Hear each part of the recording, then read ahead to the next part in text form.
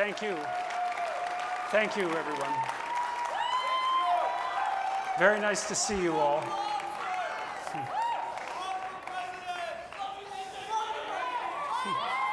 And I'm kind of noisy and rowdy bunch for a bunch of conservatives.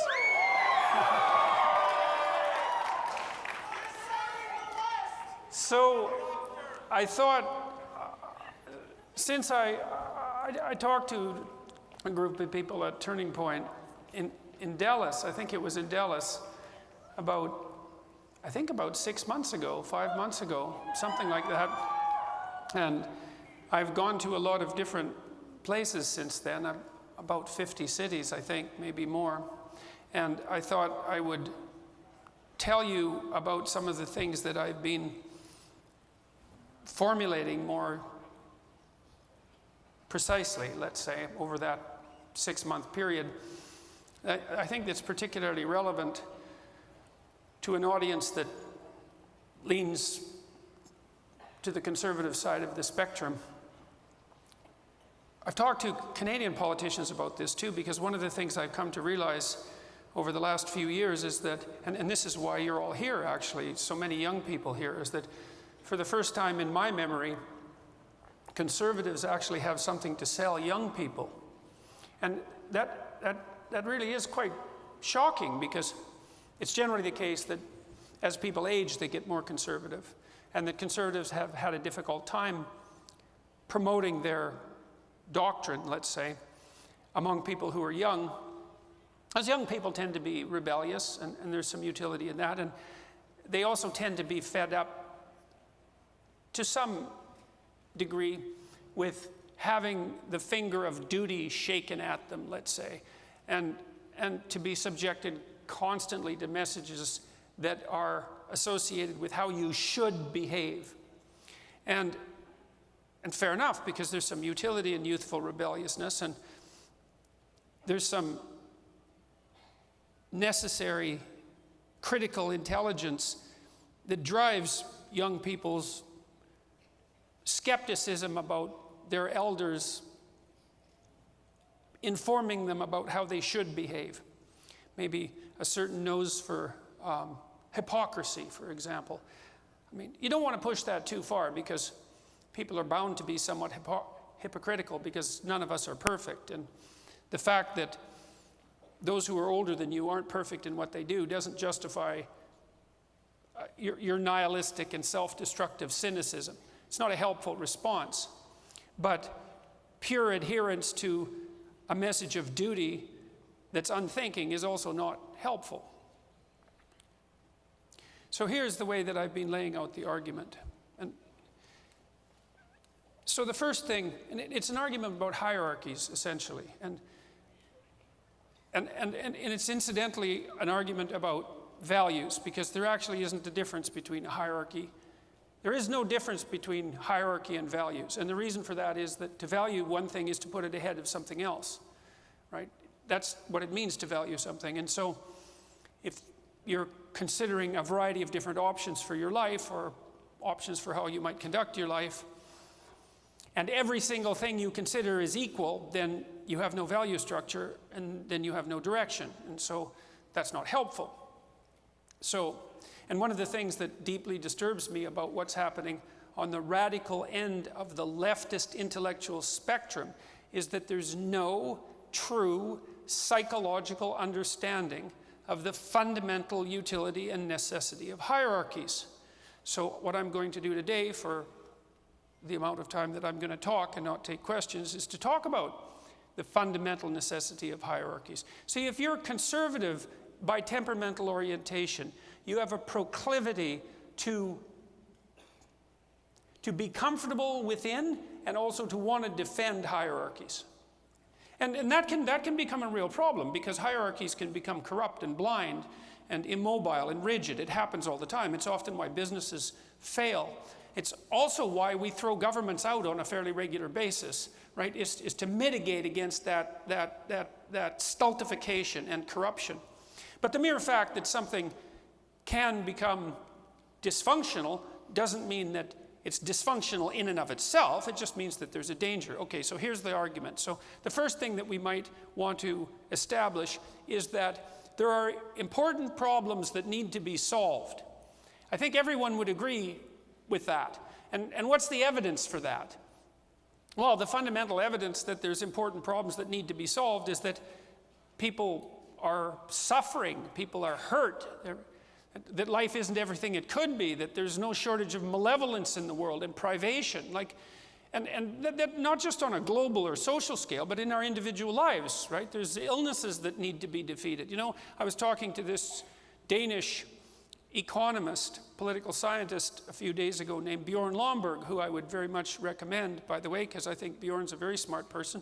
And he said, it's within our power to eradicate tuberculosis in the next 15 years. We could just get rid of it worldwide. That seems like it would be a good thing to do, right? I think we could agree that there are important problems that need to be solved. And I think the reason we agree about that, regardless of who we are, is that we see the suffering that those problems cause, and would generally presume that the less of that, the better, especially if it was avoidable. All right, so then we can agree on that. The next thing we might agree on is, well, some people are better at solving problems than others. And it isn't always the same people. It depends on the problem, you know. If the problem is how you're going to throw a basketball through a hoop, then you're going to get a subset of people who are spectacularly good at that. But if your problem is how to formulate social policy to eradicate tuberculosis worldwide, you're going to get a different group of people who are particularly good at that. It doesn't matter. The point is that as soon as you identify a problem and then you decide that it's necessary to solve it, then you're going to find that there's some people who are way better at solving it than other people.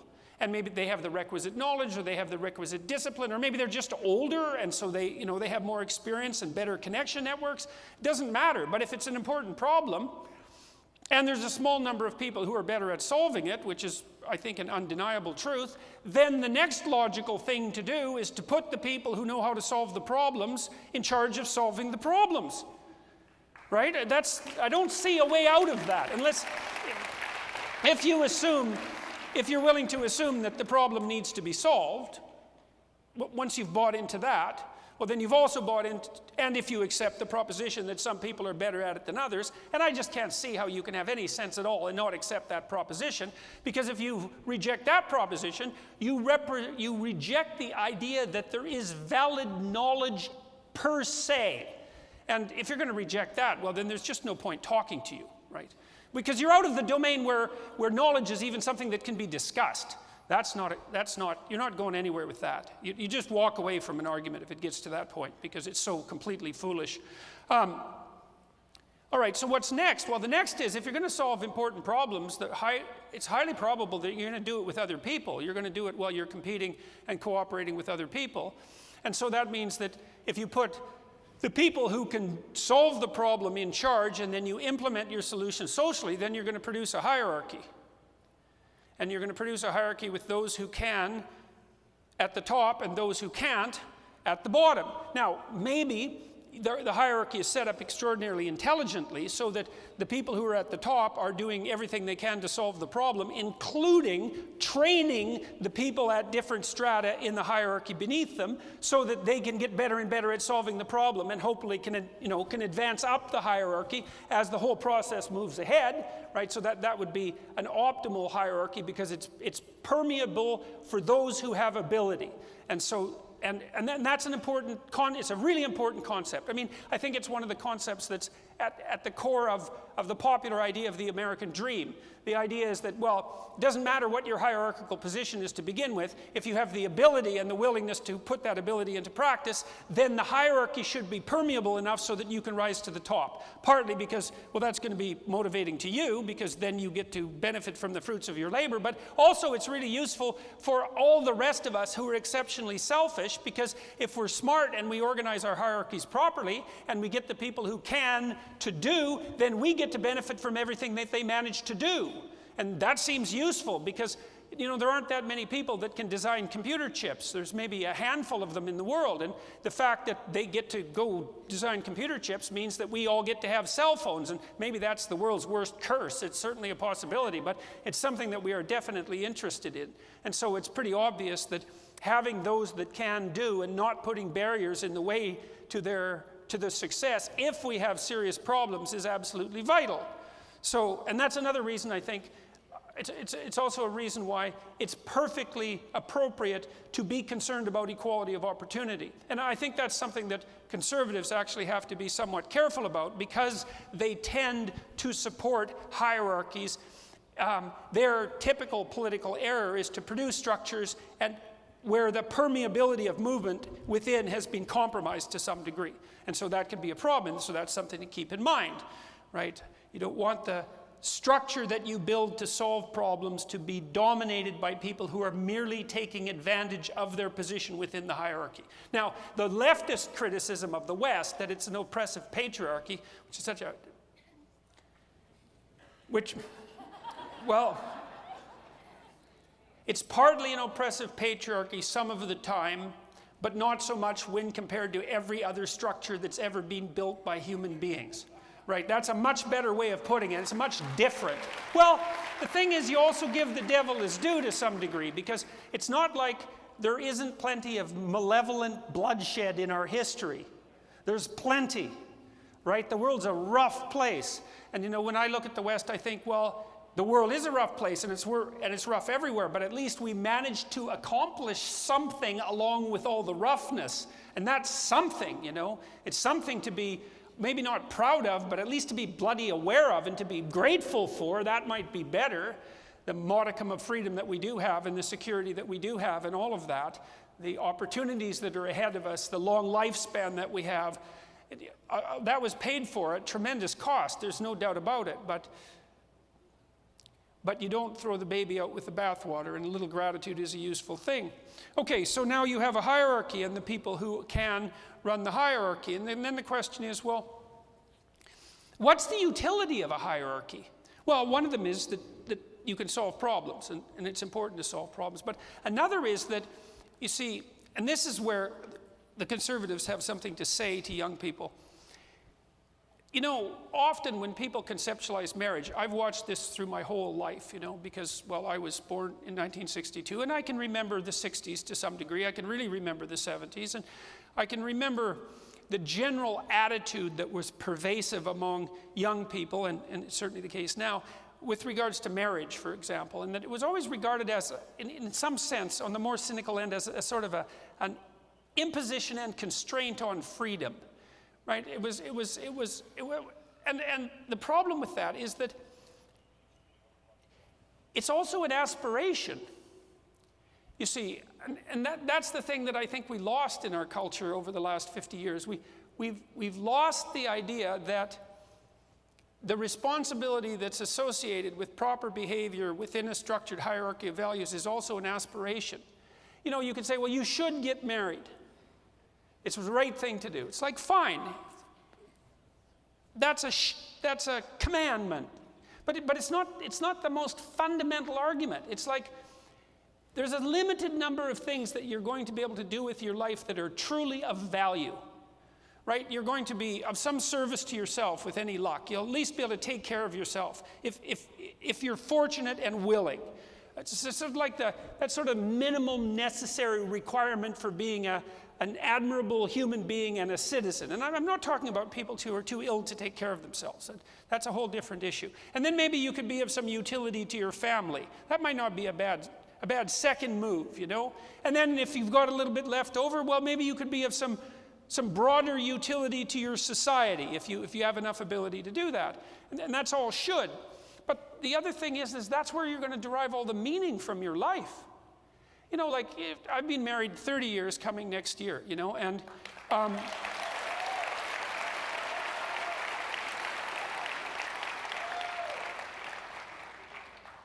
and it's not exactly something that happens to you. It's something that you accomplish. And I mean, I'm not trying to take undue credit for that. Like, I'm not saying that the fact that I've been married for 30 years is like a spectacular accomplishment on my part and that there's something unique about that. That's not my point. My point is that part of the reason that's valuable is because it's an aspirational goal. Like, it's something to manage, man. You think, you take a vow, you take a marital vow, and you say, well, I'm going to forsake all other people, and I'm going to stand by you in sickness or in health. Like, that's no trivial vow, man. That's a hell of a sacrifice. It's nobody else, and there's a lot of other people. And if it's in sickness and in health, you can bloody well be sure that there's going to be times where the sickness and the destabilization is so intense that it's virtually unbearable. That's definitely coming down the pipeway for you. There's no doubt about it. And then you can endure through that, and you can build something of value, right? That makes you more than someone that's chasing a brief whim. It's something you build over decades. And it makes you stronger and better doing that. Because to negotiate with another person over that period of time, to do that successfully, means that you're going to have to get a lot less stupid than you currently are. And hopefully the same applies to them because of the constant tension and the communication, right? You really have to take someone else seriously into account. And that makes you a much more complicated creature than you would otherwise be. And that's not living happily ever after. That's mutually building one another into people with better characters. And that's way better. And then maybe you could also manage to set up a circumstance where you have enough stability between you and enough vision as a consequence of that and enough good sense so that you can bring children into the world and they have the security that's necessary to stop them from being anxious and depressed and nihilistic and hopeless, and so that they exist within a structure that gives them some optimism about what it means to be a responsible adult, and so that they can observe at the same time that two people can clash intensely during periods of extreme duress, right, and work out a solution and still not only stay together, but maybe even fortify their bonds, right? It gives you some sense about the potential value of the word that a human being might offer. I mean, one of the things we do in our society that's extraordinarily foolish is that we dispute the authority that children have over it, or that adults have over children. We question why that should be the case. And there's a real simple answer to it. It's like, well, why should children respect adults, given how much adult behavior is not worthy of respect? Well, that's a perfectly reasonable question, but the fundamental answer is something like, well, how long are you going to be a child? It's like 18 years. How long are you going to be an adult? Well, let's say 70 years or 60 years. Well, if there's nothing respectable about being an adult, nothing worthwhile about taking on the mature responsibility that would be associated with adulthood, then why the hell would you ever grow up? What good is the rest of your life if you've already accomplished everything that you could have accomplished in the magic of childhood? And the magic of childhood is a lot more magical when you look at it backwards, you know, delusional 30 years later, and you forget what it was actually like to be a child. It's much better to grow up. It's much better to take some responsibility. And part of the reason for that is that the responsibility, this is the crucial issue. This is the crucial issue. And this is what the conservatives have to sell. The meaning that you need to withstand the catastrophe of your life is to be found in the voluntary adoption of responsibility. It's as simple as that. And like, we haven't formulated this proposition properly. Because the people on the left, they object to the imposition of that responsibility, and the people on the right tend to construe it as duty. And there's nothing wrong with construing it as duty. You know, like, I think you have a duty, but that's not the fundamental issue. The fundamental issue is, what are you going to do with your miserable life to justify it? You know, because you have to wake up at 3 in the morning when things aren't so good for you. And maybe things are falling apart for you. Maybe because of things that you've done. Or maybe because you're just somewhat hopeless about, you know, your existential position in the world. And there's going to be plenty of times when you have reason for that. And I know perfectly well that the things that you're going to be able to point to allow you to have a modicum of self-respect are the things that you've managed to accomplish as a consequence of adopting the difficult responsibilities of maturity. You'll be able to say, well, despite my flaws, manifest as they are, here's the things I've managed. And there aren't that many things to manage. That's the other thing. You don't want to destroy too much, because like, what do you have in your life? Well, you've got an intimate relationship, right? If you're fortunate. That's what you're going to, or you're going to have a sequence of meaningless intimate relationships that are short term. And there isn't any evidence that that's good for people, as far as I can tell. It's good to have an intimate relationship that's lasting. It gives your life some solidity, right? And it's what people generally want, but it's effort, it's work, it's negotiation, and more importantly, it's an accomplishment. You know, it's something to aim at, and you think, well, you need something to aim at because the aims that we have give meaning to our life. This is even true technically. See, because almost all of the positive emotion that people experience is experienced not as a consequence of accomplishing something, but as a consequence of watching themselves move towards something of value, right? Because we're creatures of pursuit. We want to be moving towards a better place. And if we can see ourselves moving towards a better place, then we feel that our life has meaning. We feel invigorated and hopeful, right? It's analgesic. It keeps anxiety under control. But in order for that to happen, we have to have aims. And the right aims are the responsible aims. It's like, well, have an intimate relationship. See if you can manage it. Not be so useless about it, and so changeable, and so characterized or obsessed by the pursuit of short-term gratification, and so willing to leap out of the boat as soon as the seas become too stormy. It's like you're in stormy seas anyways, and whatever you leap out into isn't going to be any better than what you already had in all likelihood. But it's the aspirational element of that. It's like, well, and maybe you could have a family, you could have some kids. Well, what else are you going to do with your life? What do you plan to do when you're 40 and older? You don't have any children. That's not a smart move. So maybe you have some children, and you know, this is a lie that we tell young women all the time. The most important thing in your life is going to be your career. It's such bloody rubbish. It's just not true. You know, here's why. First of all, most people don't have careers. They have jobs. And that's not the same thing. And second, even among the people who do have careers, a small minority of people have like exceptionally productive and engaging careers. That's very rough. You have to be fortunate,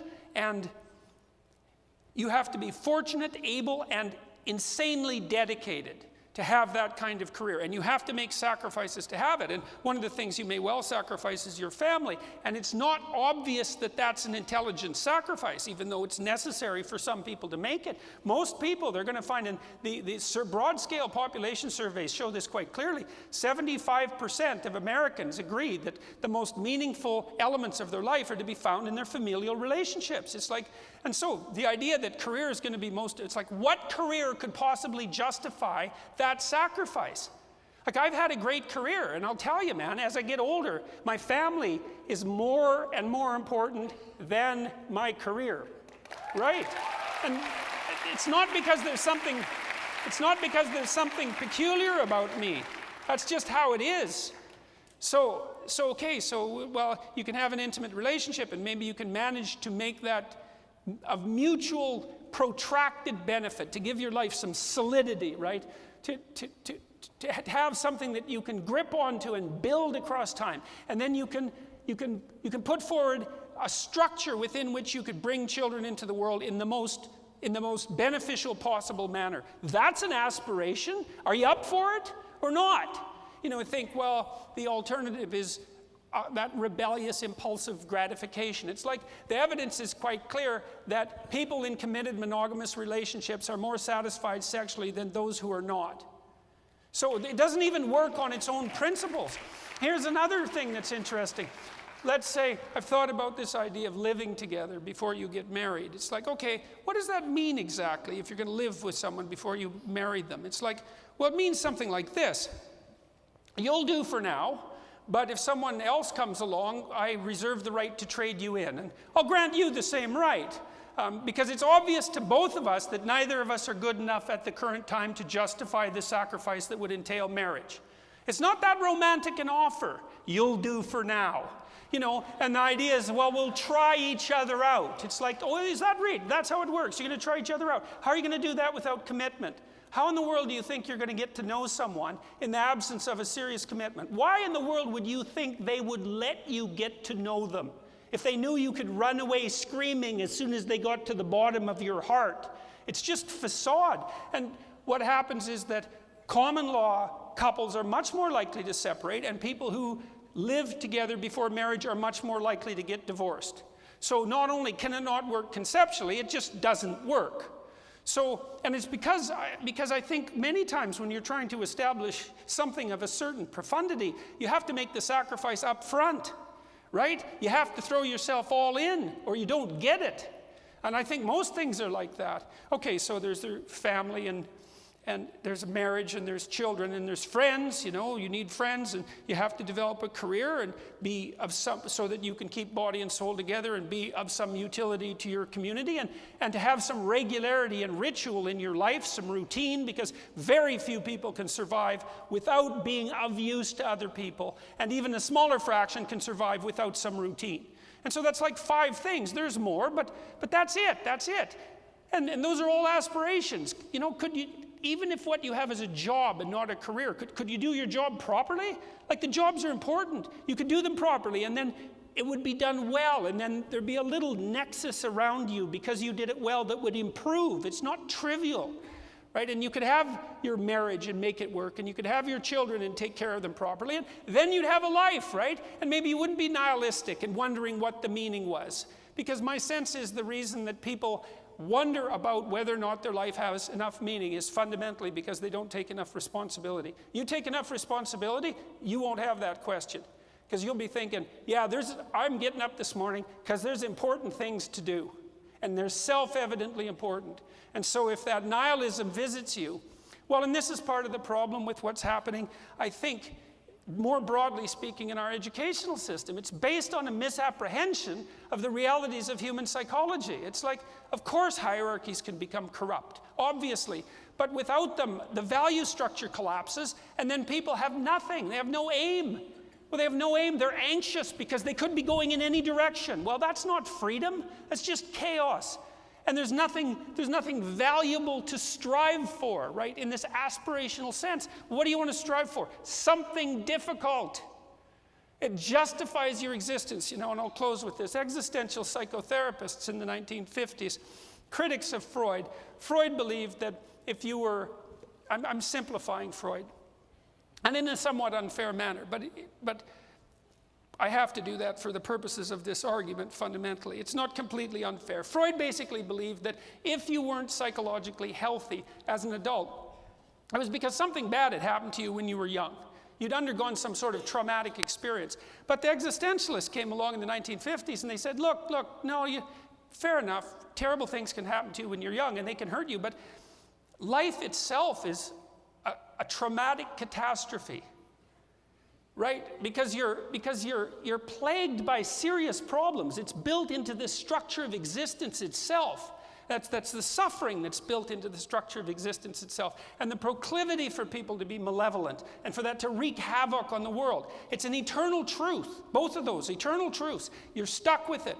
The question is, and if that's all you have, then you can't tolerate your own existence. It makes you desperate and unhappy and anxious and bitter and cynical and vengeful and cruel and destructive. That's the pathway, because you can't handle that kind of weight with no counterposition. And so the question is, well, what do you have as a counterposition? And it's not happiness. It can't be, because happiness disappears in the face of suffering. Well, what can it be? It can be the willingness to take on the load of dealing with that situation. Right? There's suffering in the world that needs to be ameliorated. There's malevolence that needs to be constrained, not least in your own heart. The way you deal with that is by taking responsibility. And the responsibility gives your life meaning. And the more responsibility, this is the thing that's so interesting about this, is the more responsibility that you decide to take on, the more meaningful your life becomes. Well, maybe that's what you want, and maybe that's what you have to sell to young people. And I think it is exactly the case. And I think that there They're starving for that. And it's not just young people, you know, all these people that I've been talking to around the world. They're literally dying for not knowing this. Because people come to me all the time after my talks and say, look, I was suicidal 6 months ago, or I had a terrible alcohol problem, or I was addicted, or I was in some local form of hell, you know, that's associated with pointlessness and suffering. And I decided that I was going to be more careful with what I said and to take more responsibility, to try to put my life together, and it's working. And that's the thing, is that it works. And how could it not work? The world is full of problems that need to be addressed, right? And they're serious. And you could address them.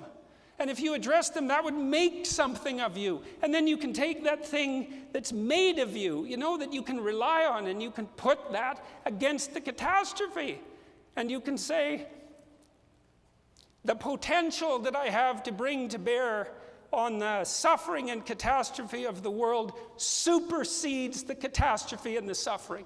There's more to me than there is to the problems.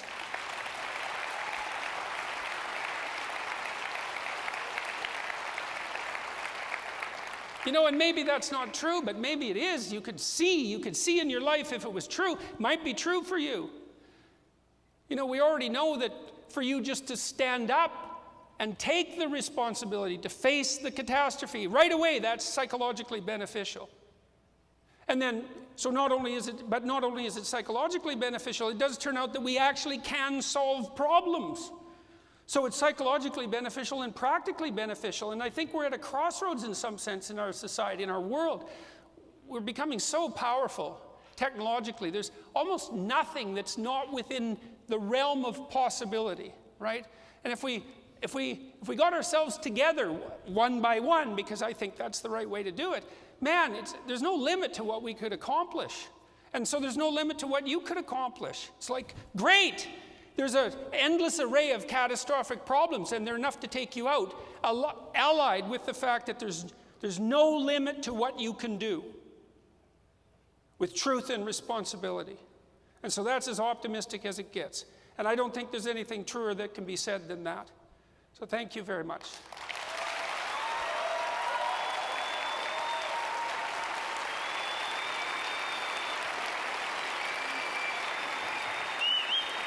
We've got your first question right here in the middle.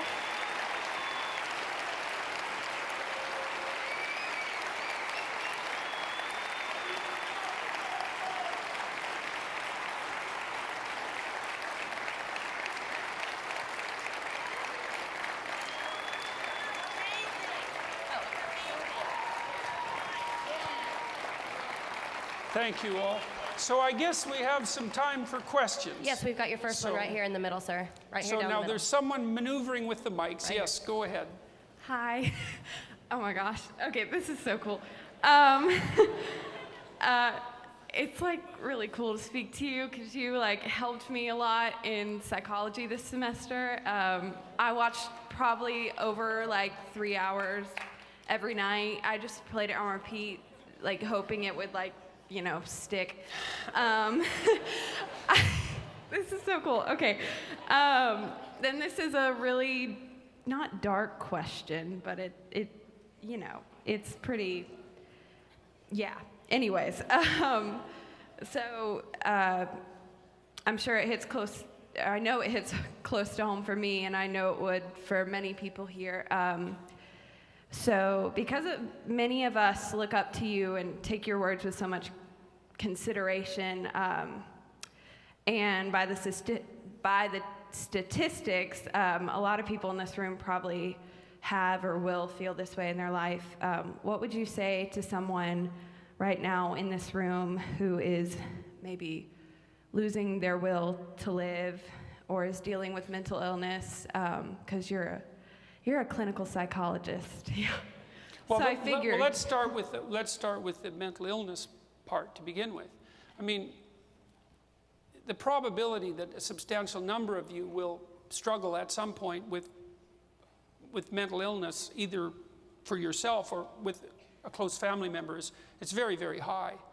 And the first thing you need to know about that is the same thing that you need to know about any illness, is like, you do whatever you can to fix it, right? So, for example, if I'm dealing with someone who's depressed and they've been depressed for a long time, if you're depressed for a long time, there's a non-trivial probability that you'll commit suicide. So it's an illness that has a rather high fatality rate.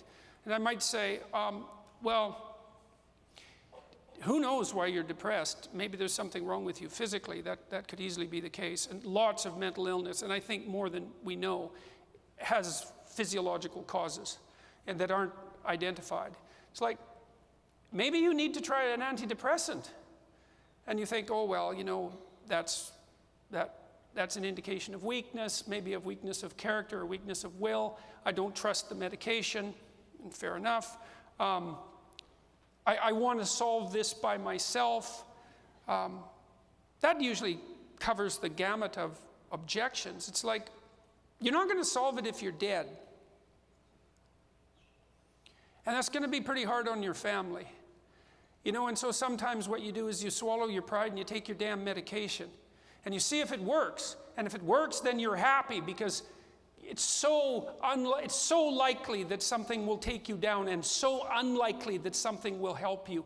If you come across something that helps you and it helps, then a little humility and a little gratitude is definitely in order. But also some understanding of how you fit in with people in general. It's like, look, we're all fragile and vulnerable, and death claims all of us, right? You're going to have serious physical and mental problems in your life. And that's a certainty. And so then the question is, well, who survives best over the longest period of time in that reality? And some of it is people who are healthy and lucky. That's some of it. Some of it is people who don't make too many catastrophically foolish, self-destructive mistakes. And some of it is people who will do whatever they can to take care of themselves when something bad happens. And so that's the first piece of advice if you're dealing with mental illness, is go get some help and try. With antidepressants, some antidepressants don't work for everyone. And they're tricky because they're not a cure. They're more like a tool, you know. Maybe this one doesn't work for you, and maybe this one doesn't work for you, but maybe this one will, but only at a certain dose and only if you take it at the right time of day. And then, like, if you're concerned about putting your life together and acting with will, then you can take the fact that now you're not so suicidally depressed you can't get out of bed. You can get yourself out of bed and you can go improve your life, and you can have your cake and eat it too. So I would say you have to accept to some degree the fact that you are flawed and weak. And then you have to be grateful if any opportunity whatsoever opens itself up so that you can still move forward without catastrophe. And so that's on the mental illness side of things. Another question? On your left. On your left. I think we're moving the mic around. Yeah, so. On your left. Okay. Hi. Yes. Yeah, so how would you account for, and what would you say to younger libertarians who are conservative, but do have that sense of youthful rebellion and maybe don't necessarily value hierarchy or duty in the same way? Start a business. Right, no, but I'm dead serious about this. It's like, because what you're seeing there, you're likely talking about a subset of people who have conservative leanings, say, but are more creative. And that's partly what gives them that rebellious character, assuming it's not just a complete lack of discipline, you know, and foolish rebelliousness, like that foolish romantic rebelliousness. Look, creative people, entrepreneurial people, need to forge their own path. Well, there's plenty of ways to be productively rebellious, and carping about the pathological structure of the capitalist patriarchal tyranny is one of the most boring possible ways of being rebellious. It's like what you and 300 million other people are rebelling in that way. It hardly makes you a rebel. But there's lots of things you can do in your own life that are unbelievably risky in an intelligent way. And almost anything that's creative, including entrepreneurial activity, will give you more challenge than you know what to do with. So if you want to rebel, that's what I would say. I would also say to rebels everywhere, it's like, don't rebel too much.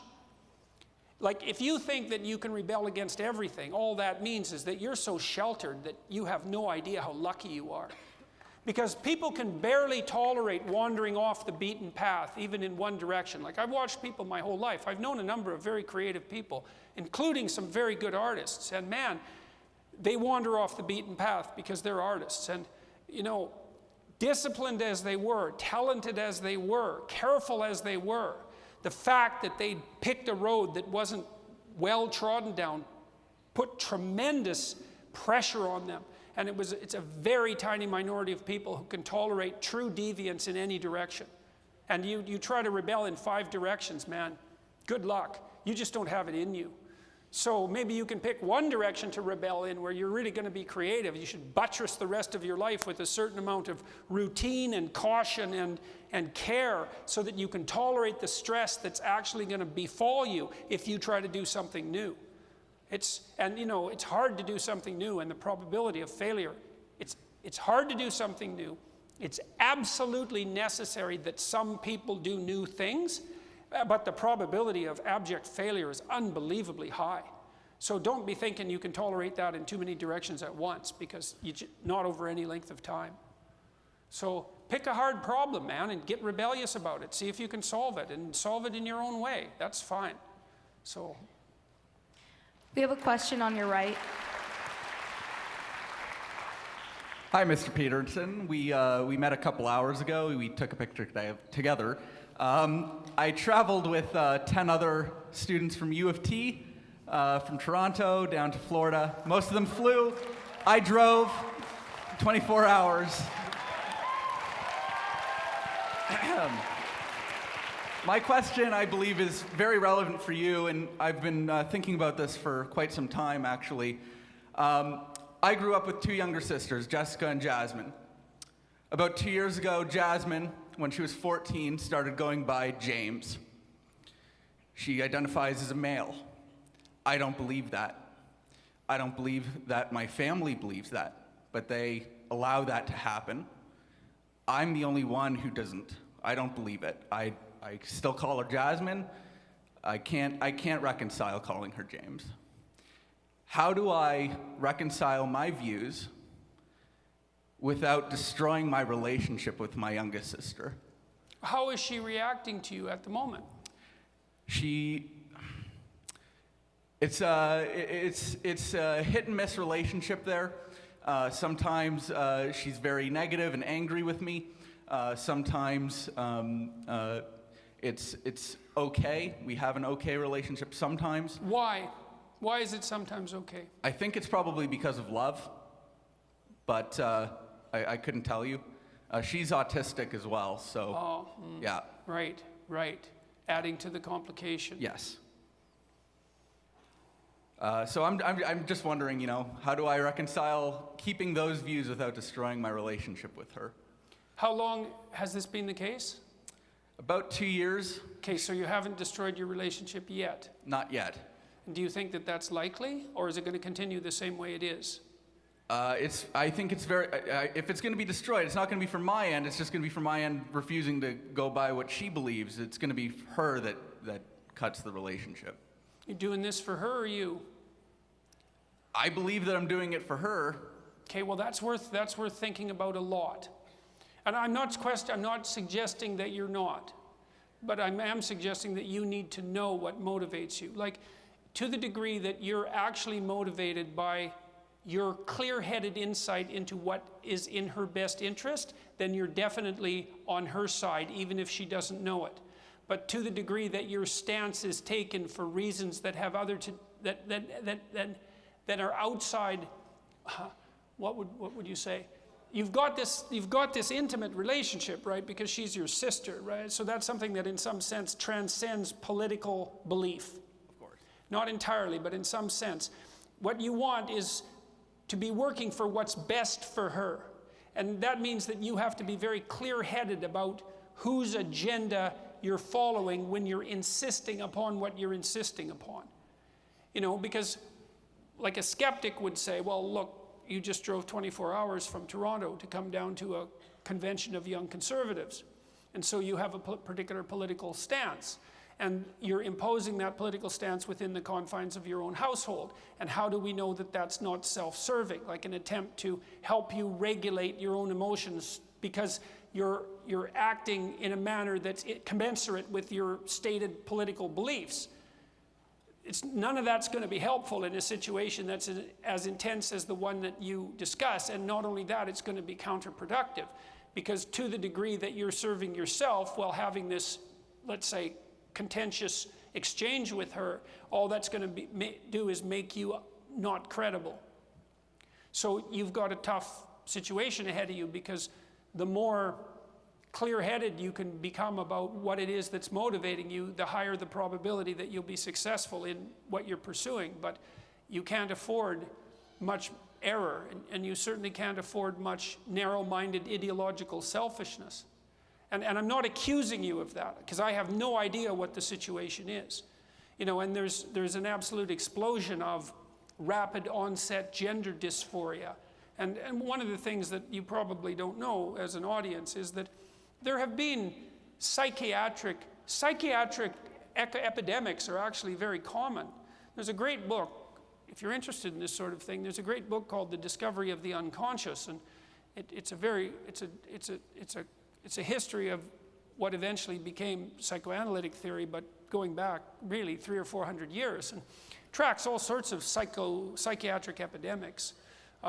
Multiple personality disorder is one that recurs quite often.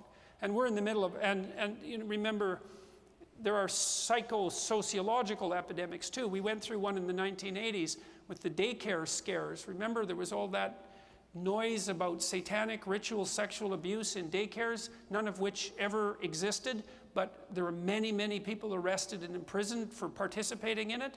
We're in the middle of an epidemic like that now. And it could easily be that your stance against what's happening with her is accurate. But if it's contaminated by ideology that's self-serving, all that'll happen is that it'll end in some variant of disaster for you. So that's what I would say about that. Thank you. Good evening, Dr. Peterson. My name is John Conti. First of all, I just want to say, big fan. Thank you for your thought-provoking lectures. They've challenged me in ways I never thought possible, so thank you for that. So my question tonight is, you announced a freedom of speech-oriented alternative to Patreon earlier this week with Dave Rubin. Can you please tell us a little bit about that, Dr. Peterson? Well, the first thing is that I've been talking to a lot of people about this, because a very large number of people in my network, let's say, are not happy with what Patreon did with Carl Benjamin at Sargon of Akkad. They shut him down. And so there's a number of us who think that that was a line that shouldn't be crossed. So the question is what to do about it. Well, Sam Harris already dumped Patreon, right, which was quite a forthright move on his part. I'm talking to Rubin. I talked to him last night about our plan of action, which we're going to announce very soon.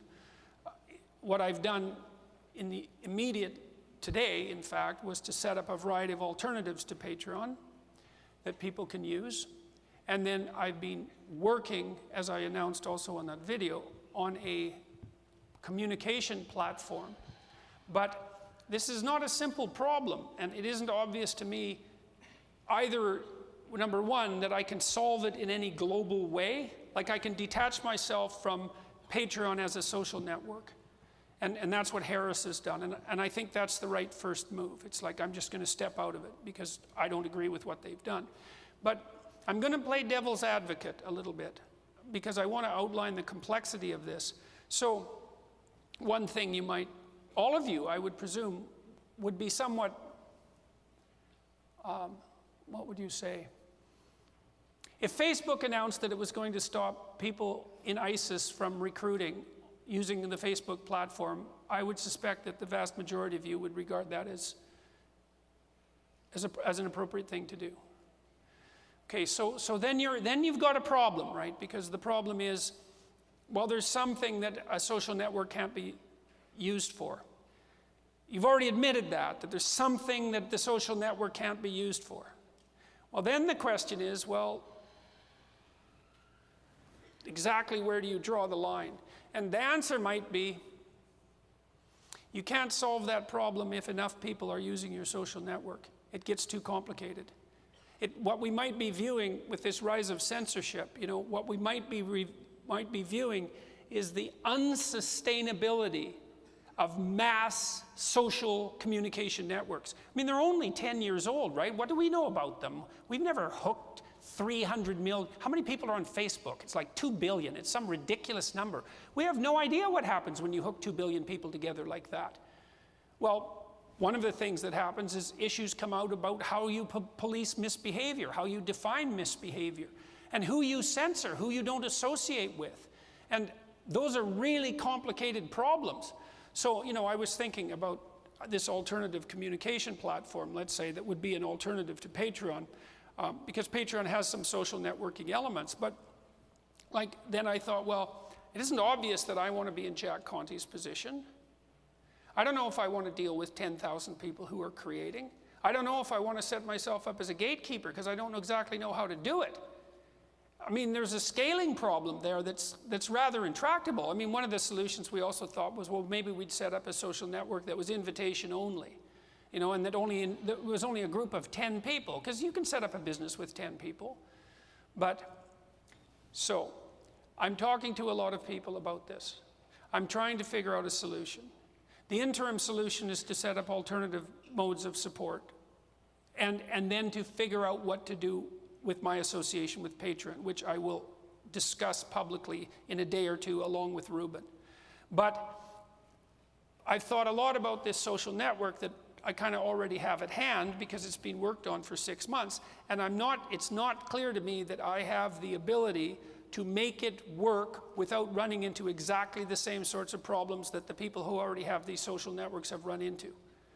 So, yeah, so that's that. Now, we're trying to figure out solutions. One solution one of my friends had was, well, maybe what you need is a distributed social network that's like Patreon, that doesn't have a centralized administration.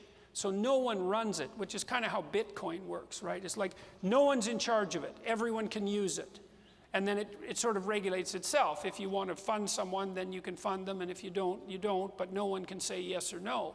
But the problem with that is, well, first of all, someone has to build it. Second, someone has to support it. Third,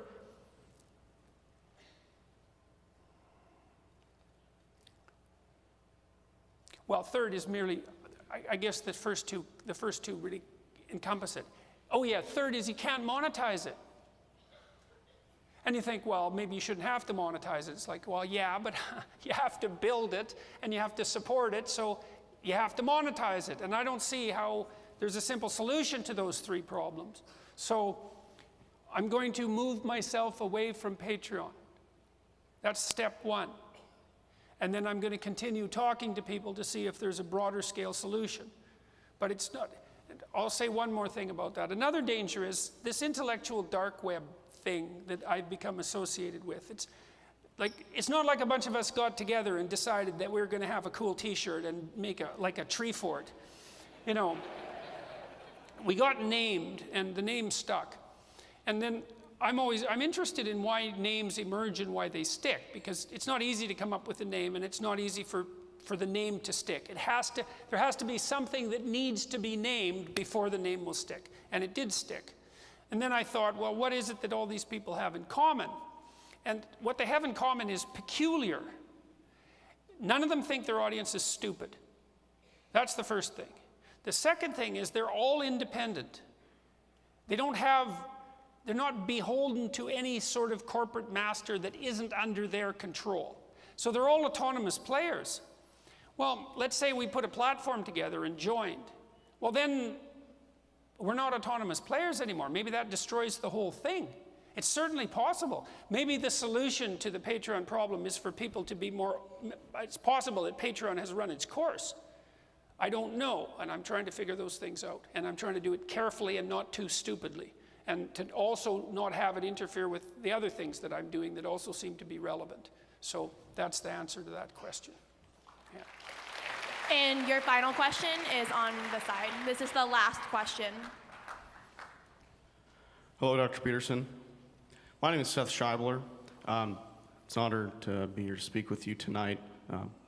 Sorry if I'm nervous, just don't get to talk to someone, public intellectual like you. But I've really admired your work throughout the years, and something that I've particularly admired is your criticism of the radical left's ideology. And I say that because I have experienced their pursuit of authoritarianism on wanting to monopolize rights to free speech on college campuses. I experienced that firsthand. I run a conservative group up in Missouri, and just to give a quick example, just to preface my question, give you the full context, what essentially happened was a radical leftist group infiltrated our meeting and, attempted to shut us down. We believe it was Antifa. They used awful rhetoric, all the typical insults used against anyone that disagrees with them, calling us Nazis. We enabled fascism, all of that, I'm sure you're familiar with. So with that said, my question is, do you think that there is any sort of capacity to engage in dialogue or a civil discourse with people on the radical left, or is there simply no way to combat against their authoritarian way of thinking, given they flourish in an environment like a college campus where the university administration is so complicit with the behavior of radical leftists? Okay. So there's three questions there.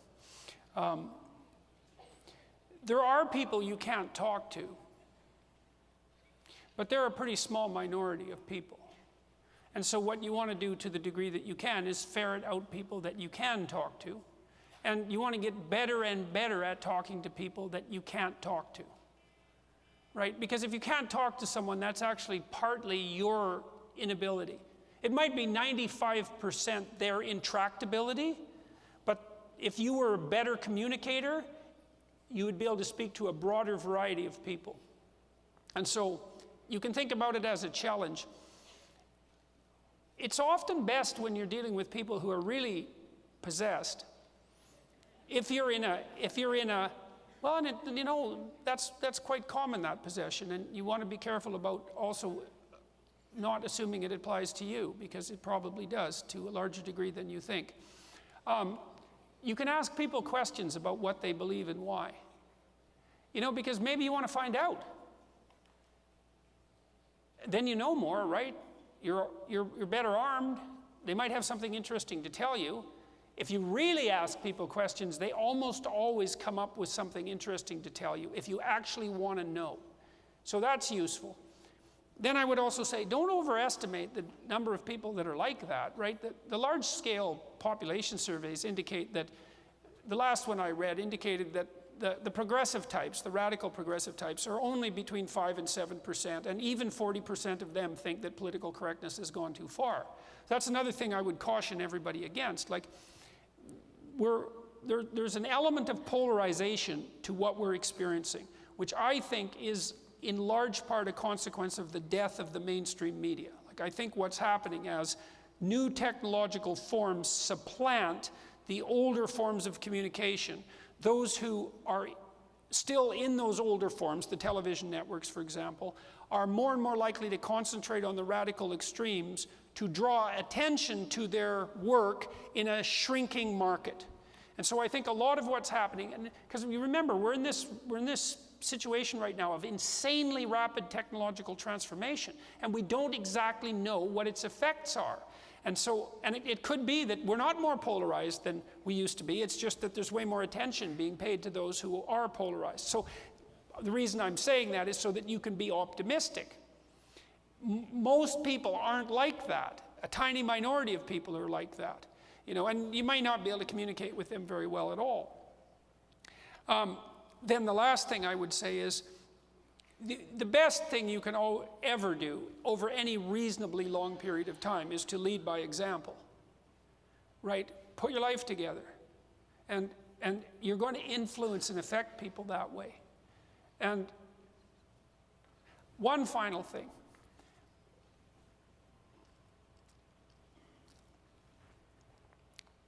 I've talked to media consultants, for example, for a variety of different reasons, and some of them having nothing to do with me.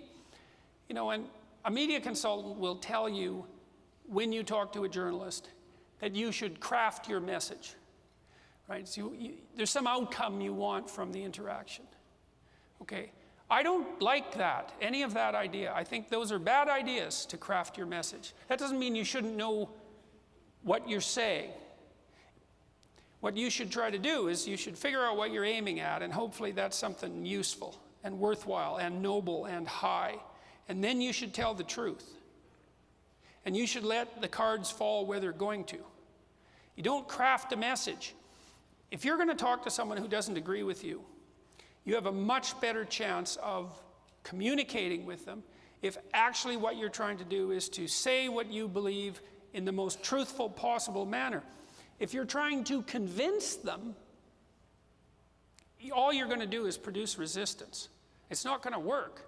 And like, what the hell do you know? You know, like, there are things you know. There are truths that you could utter. They're your truths, right? They're your experience. They're what you know. How old are you? Okay, so you know what a 19-year-old knows. And that's not nothing, but it's also not much. And, well, that's a good thing, man. If you knew everything when you were 19, you'd just be done, right? You wouldn't have anything to do. So there are things that you have to say that are valid, but convincing other people is not that helpful. Saying what you think, that's helpful. That's helpful.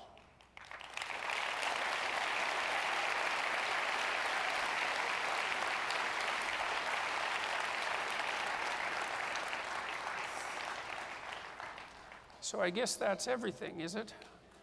No more questions? Yeah. Well, we're on a schedule. We're on a schedule, so.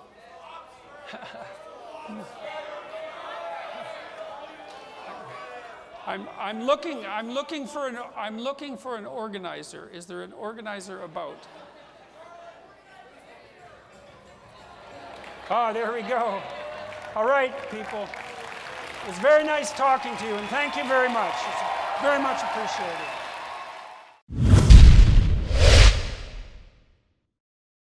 Hey everybody, this is Charlie Kirk, founder and CEO of Turning Point USA. If you liked this video, be sure to subscribe to our YouTube channel at Turning Point USA.